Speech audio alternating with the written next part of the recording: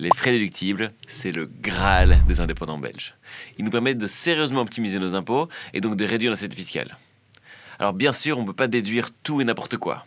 Alors, prenez un café, mettez-vous à l'aise et regardons ensemble ce que vous ne pouvez pas déduire. Et ce, évidemment, pour vous éviter les soucis avec le fisc. Voici donc 5 choses qu'on ne peut jamais déduire. Allons-y. Tout d'abord, votre loyer. Alors oui, c'est tentant, surtout si vous travaillez de chez vous. Mais franchement, évitez. Ce sont des frais importants qui ne manqueront pas d'attirer l'attention du fisc. Et les loyers privés, c'est ça la raison principale, sont rarement acceptés en tant que frais professionnels. En plus, déduire votre loyer peut mettre votre propriétaire dans l'embarras, car la location professionnelle, elle est taxée différemment. Vous tenez absolument à déduire votre loyer ? Alors, veillez à ce que votre contrat de location précise qu'une partie du loyer est déductible et soit bien enregistré, alors comme un bail professionnel. Par contre, voilà une vraie bonne nouvelle. Les factures d'électricité, de gaz, d'internet, de téléphone, elles sont quant à elles déductibles. Les frais courants, en réalité de votre maison, et on pense au gaz, à l'électricité et à l'eau, sont généralement déductibles en proportion de la surface de votre bureau à la maison. Deuxième frais à ne pas déduire, votre assurance hospitalisation privée. Alors bien sûr, la santé c'est important, mais il s'agit d'une dépense privée et non professionnelle. Par contre, les assurances professionnelles comme l'assurance revenu garanti ou l'assurance responsabilité civile professionnelle sont déductibles à 100%. Vous êtes en société ? Vous pouvez payer votre assurance hospitalisation avec le compte de votre société, mais elle sera taxée au titre d'avantages de toute nature dans votre chef.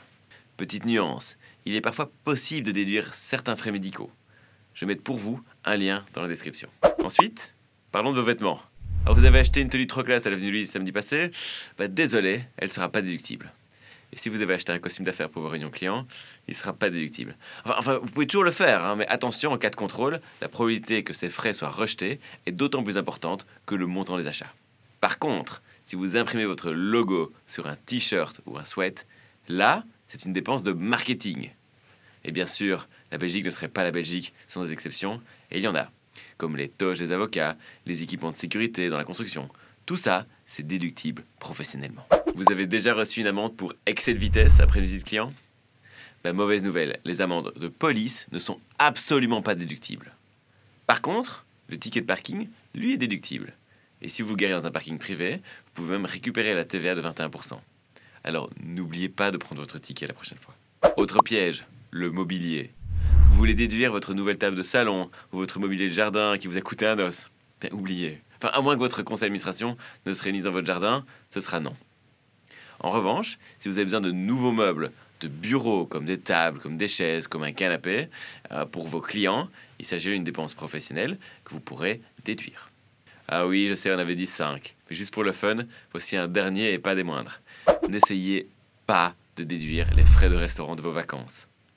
Pour le restaurant que vous faites les week-ends, soyez vraiment prêt à en déduire le caractère professionnel, car il est à peu près certain que vous aurez le fisc sur le dos sur ces frais en cas de contrôle. Et voilà, c'était les 6 choses à ne jamais déduire. Gardez ces conseils à l'esprit pour éviter les mauvaises surprises en cas de contrôle. Et si vous voulez savoir tout ce que vous pouvez déduire, allez voir les 101 frais professionnels déductibles sur fraispro.be. À la prochaine. Vous êtes indépendant ? Déjà fait.